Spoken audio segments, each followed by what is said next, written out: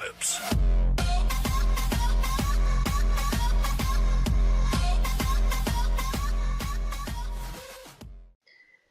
Good day, ladies and gentlemen. Welcome back to the last day of modular technology. Today is different. I don't need you to go to Moodle.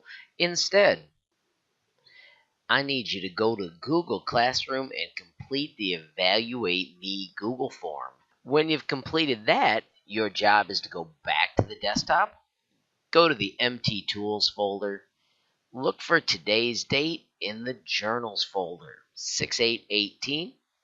In this folder, you need to type asterisk dot asterisk in the top box so that you can see the 3A Below the Bridge project. We need to click on 3A. We need to do right-click, Open With. We need to browse for the file, click on the C: folder, find the powder folder, and find powder with the little picture for powder.exe.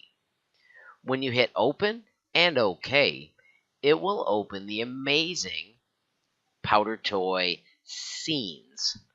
Confirm the little warning, tell it continue, tell it dismiss, and you have now got an amazing project on your screen.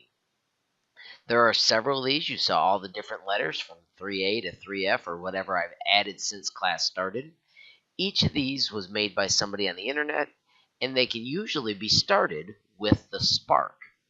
So if you go to the electronics, you can move down to the Spark button, and then you need to look for where they tell you to spark. So right here it says click here. That shows you who made it.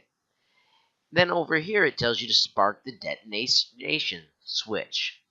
So I'm going to find the detonation switch, and when I click it, I get to watch the cool things that happen. I'm not going to show you that though. I'm going to let you unpause it and you click the spark on your own.